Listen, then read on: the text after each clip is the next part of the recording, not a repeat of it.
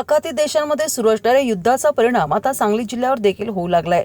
सांगली जिल्ह्यातील हॉटेलला पुरवठा करण्यात येणाऱ्या व्यावसायिक गॅस सिलेंडरचा पुरवठा जवळपास ठप्प होत आलाय। त्यामुळे जिल्ह्यातील अनेक हॉटेल्समध्ये सध्या कोळशाच्या शेगडीवर स्वयंपाक करण्याचे काम सुरू आहे। तसेच नाश्त्यासह सांगलीकरांचा आवडता चहा देखील आता अनेक हॉटेलमध्ये बंद करण्यात आला आहे।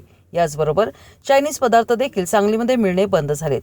व्यावसायिक गॅस पुरवठा ठप्प झाल्याने घरगुती गॅस सिलेंडरचा काळाबाजार होऊ नये यासाठी पुरवठा विभागाकडून सांगलीतील अनेक हॉटेल्सवर छापे टाकून तपासणी देखील करण्यात आली आहे।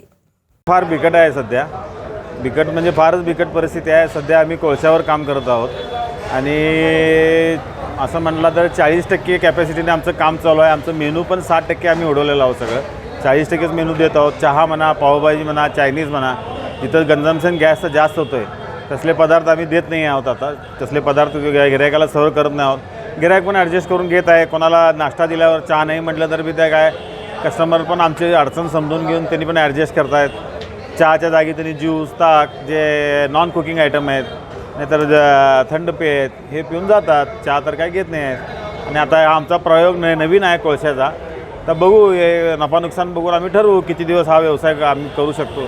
काय आमच्या कामगारांचे पगार देणे हे हाच मोठा विषय आहे। आम्हाला 100% कामगारांना पगार दिला पाहिजे, त्यांचा परिवार आहे। मालक लोक हा परिस्थिती सहन करून जातील, मात्र कामगारांच्याकडनं हे शक्य होणार नाही। त्यांनी महिना पगारवर काम करणारे पोटावर हातावर पोट आहे त्यांचं। बघूया आता त्यांच्यासाठी तर चालूच ठेवायला पाहिजे व्यवसाय आम्हाला। आता नफा नुकसान बघून थोडं एक 10 दिवसांना आम्हाला अंदाज येईल की बाबा आम्ही किती दिवस चालू करू शकू आणि काय करू शकू। हॉटेल नटराज कीर्तिकुमार शेट्टी।